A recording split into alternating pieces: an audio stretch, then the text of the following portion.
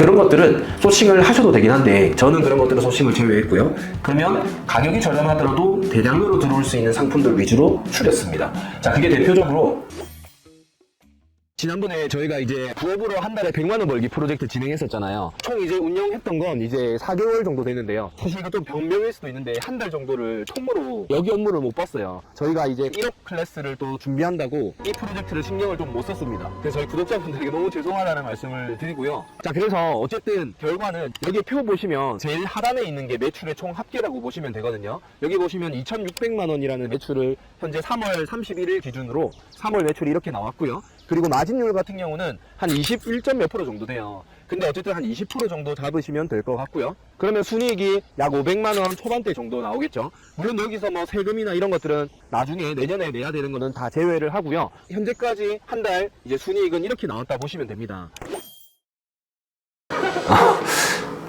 지금 이렇게 영상 보니까 살이 디룩디룩 찐 모습 보니까 좀 부끄럽네요, 제가. 근데 이 영상 촬영하면서 구체적으로 제가 자료 보면서 설명을 드리고 싶다는 생각이 들었거든요. 예를 들면 제가 어떤 상품을 좀 많이 팔았는지, 그리고 객단가, 실제 부대 비용 얼마나 들었는지 그런 거 일부 좀 공개를 하려고 합니다. 자, 그런데 이게 초보자분들이 나 상품수 많이 올렸는데 왜 저거보다 매출 안 나오지? 이러면서 좌절하실까봐 사실 좀 걱정이 되거든요. 근데 저 같은 경우는 사실 여러 가지 시행착오도 겪었다 보니 업로드 숫자 대비 조금 더 잘 나오는 편이라고 생각하시면 될 것 같아요. 상품수는 보통 여기 오른쪽에 표시가 되는데요. 한 6,000개에서 7,000개 사이 때 매출이 저는 2,000 초중반 정도 달성했다고 말씀을 드릴 수 있을 것 같아요. 자, 그러면 매출 2천만 원 정도를 팔았는데 실제로 마진율은 어떻게 됐냐? 대표적으로 한 가지만 한번 볼게요. 자동차 배터리. 자동차 이제 갑자기 시동 꺼졌을 때 그 배터리 충전하는 걸 이제 레카 부르는 분도 계시는데 이게 보니까 화물차 하시는 분들은 이걸 그냥 이제 실제로 휴대하고 계시나 봐요. 저도 그런 거는 전혀 모르는데 어쨌든 구매 대행으로는 잘 팔릴 것 같아서 이 상품을 소싱을 했었어요. 이런 상품들 같은 경우는 판매가가 저는 한 17만 원 정도에 올렸고요. 이제 스마트 스토어니까 마켓 수수료가 6% 정도 차감이 됩니다.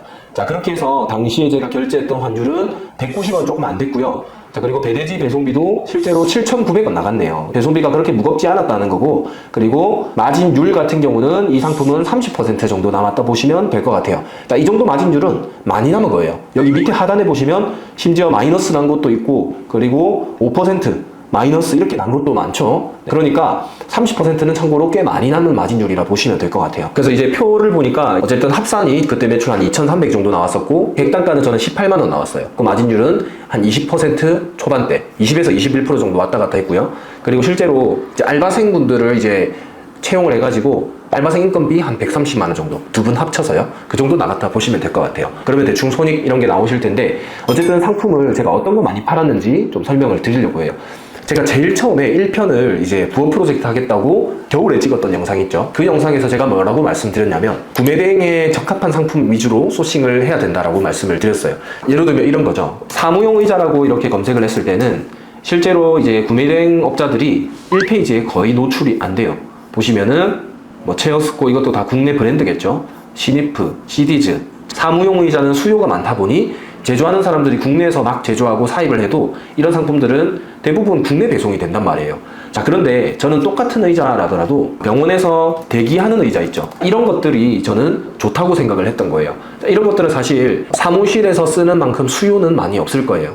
그렇다 보니까 국내에서 이런 상품들을 제조하고 생산해버리면 그 회사는 사실 이제 경영이 어려워질 거란 말이에요.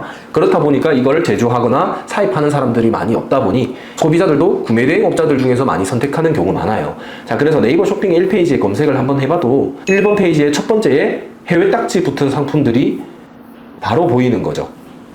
자, 그리고 또 다른 걸로 한번 설명을 해드리자면 예를 들면 에어프라이어 같은 경우는 우리가 많이 쓰긴 하지만 실제로 국내 회사들이 너무 많이 다 먹고 있거든요. 그래서 이런 것들은 대부분 이게 1페이지에 보시면 해외 구매 대행업자들은 이제 들어올 수 있는 자리 자체가 없어요. 그렇다 보니까 저는 이런 상품들은 제 소싱 대상에서 아예 제외를 시켰고요. 자, 그러면 이런 유형을 구매 대행업자들은 어떤 식으로 응용을 해야 되냐면 가정에서 쓰는 게 아닌 좀 그래도 업장에서 쓰는 것들 있잖아요. 예를 들면 제가 많이 팔았던 것 중에 이런 게 있네요. 국수, 소면, 기계.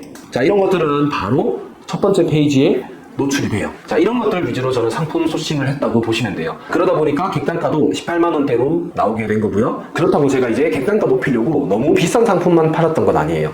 그냥 구매 대행에 좀 적합하다 싶으면 대부분 소싱을 했는데요.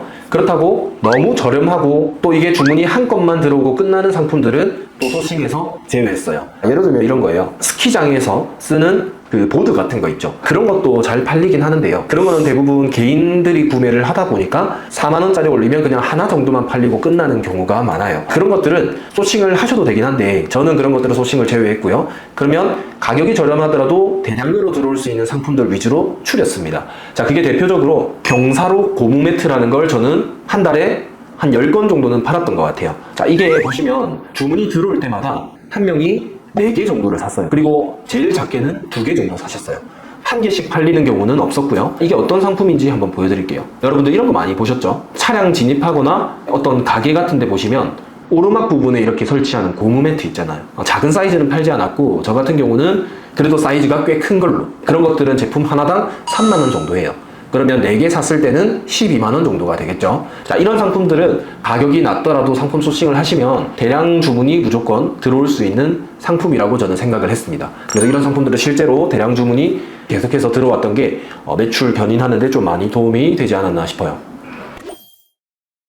사실 저는 구매 대행을 3년 정도 했었고 그런 실력으로 했기 때문에 그래도 한 4개월이면 1,000만 원 정도 순이익을 달성할 거라고 생각했는데 좀 문제가 있었던 게 몇 가지가 있었어요. 첫 번째는 부업으로만 하다 보니까 하루에 2-3시간밖에 못 썼던 적도 정말 많은 것 같아요. 그리고 이제 강의 준비한다고 거기에 너무 신경을 쓰다 보니까 제가 여기에 신경을 좀 못 썼던 것도 있었습니다.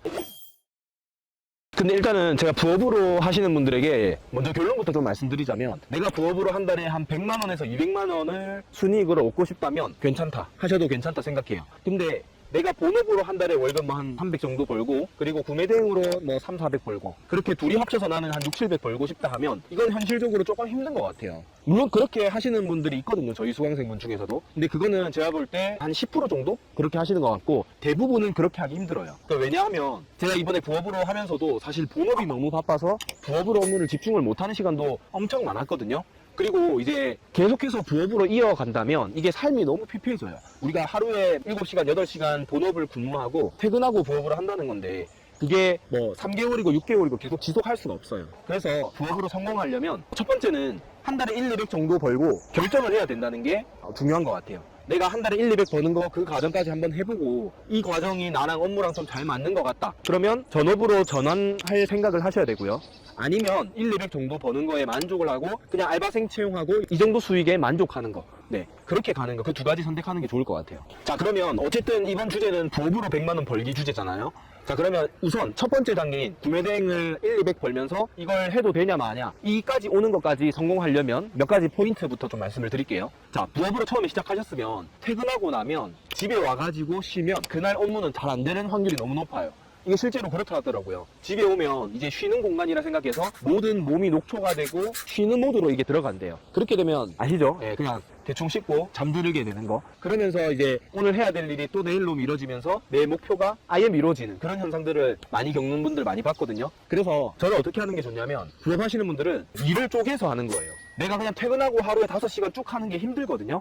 쪼개서 하는 게 정말 중요한 팁이에요. 키워드 변경이나 소싱 같은 거는 사실 그렇게 머리 안 쓰고 할 수 있거든요. 그래서 그것만 하는 겁니다. 아침에 1시간 정도. 그리고 이제 점심시간에 보통 시간이 활용할 수 있는 회사들 있잖아요. 그때는 마찬가지로 30분에서 1시간 정도 하는 거예요.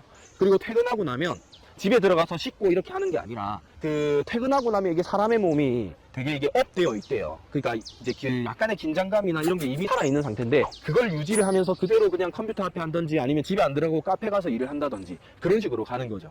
그렇게 해서 또 한 4시간 정도 하는 겁니다. 그렇게 해서 하루 업무량을 최소 4시간에서 5시간 정도는 할애해 주시는 게 좋아요. 그럼 우리가 보통 하루에 7시 퇴근하면 4시간 쓰면 11시 되죠? 그 다음에 집에 와서 쉬는 거예요.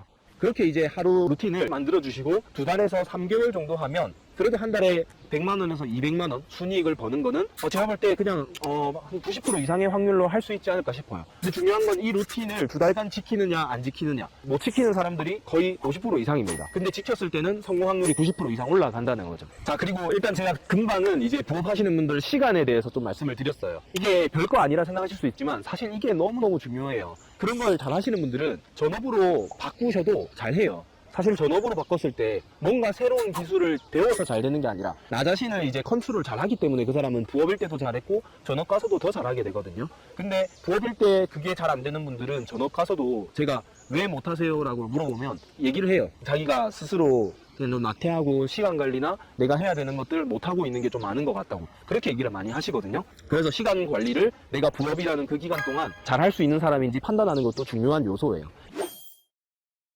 자, 두 번째로 또 제가 가장 중요한 것도 말씀을 드리자면요. 태국에 갔던 영상 가면서 상품 소싱이나 업로드 기준 몇 가지 말씀을 드렸잖아요. 그 기준이 실제로 먹히는 방법이고 그대로만 따라 하셔도 돼요.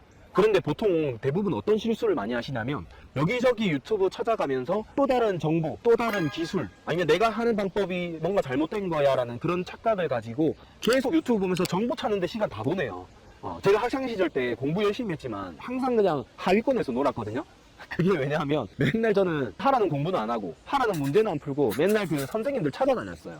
어떤 수학 선생님 좋다더라, 어떤 수학 선생님 수강 듣고 점수 잘 나왔다더라, 그 얘기 들으면 맨날 또 강의 새로 끊고 하는 거예요. 그래서 제가 학창 시절 때 맨날 하위권이었거든요. 근데 지금 생각하니까 이유를 알겠어요. 지금으로 따지면 하라는 업로드는 안 하고 맨날 그냥 막 정보만 공부하러 다녔던 거예요. 그래서 이제 구매대행에서도 마찬가지예요. 제가 1편에서 말씀드렸던 그 기준을 가지고 하루에 부업이신 분들은 최소 50개, 내가 만약에 좀 익숙해졌다면 진짜 80개까지 그게 문제 푸는 거라 보시면 돼요. 하루에 50개에서 80개 내가 매일매일 이렇게 업로드하고 있는지가 내가 하루에 4, 5시간 일을 하면서 진짜 일을 했다라는 그 징표, 그 지표라고 보시면 될 것 같아요. 저희 그 태국 영상에서 상품 소싱, 키워드, 업로드 방식 이런 것도 다 말씀을 드렸잖아요. 그거 보면서 그대로 따라 하시면 돼요. 혹시 못 보신 분들은 1편 영상 다시 보고 오시면 되고요. 저희가 이 영상을 사실 처음 제작했던 의도 자체도 누구나 따라올 수 있게 쉽게 좀 재밌게 촬영했던 것도 있고요. 그리고 저희가 스파르타 코스라는 강의를 진행을 하는데 혹시나 강의들을 여력이 안 되시는 분들도 있잖아요. 그런 분들도 그래도 따라 하실 수 있게끔 이 영상을 만든 의도도 있습니다. 그래서 물론 강의 들으면 조금 더 체계적이고 저희가 푸시해드리고 그런 차이점은 있지만 1편에 나온 그 지식도 그래도 한 달에 100만원 버는 거로는 충분하다라고 좀 말씀을 드리고 싶어요. 좀 제 진심이 전달됐는지 모르겠습니다. 자, 그래서 이제 제가 구매대행에서 뭐 상품 소싱이나 소싱 기준 그리고 키워드는 어떻게 잡아야 되는지 이게 거의 다거든요. 그러니까 더 이상 다른 고민은 그냥 많이 하지 마시고 내가 하루에 이걸 기준으로 잡아서 50개든 80개든 업로드 했는지 그것만 나의 업무량으로 체크를 하시면서 그냥 따라오시면 될 것 같아요. 그냥 그러면 끝이에요. 고민하실 필요 없습니다. 자, 그래서 저희가 어쨌든 이 프로젝트가 사실 부업으로 참 끝날 줄 알았거든요. 근데 사람이 하다 보니까 또 많은 분들이 재밌어 해주시고 하다 보니 저희가 새로운 것도 프로젝트 할 거예요. 이어서 제로부터 월 매출 1억까지 가는 과정을 영상으로 조금 담아 보려고 해요. 그렇게 가다 보면 여러 가지 재밌는 일들이 발생할 것 같아요. 매출 1억이면 그래도 한 달에 순이익이 3천만 원 정도 나오잖아요. 그렇게 하다 보면 알바생도 채용하면서 여러 가지 일들이 있을 텐데 그런 내용들을 저희 구독자분들이랑 같이 좀 재밌게 이끌어 가보도록 하겠습니다. 저 이제 퇴근할게요. 퇴근이다!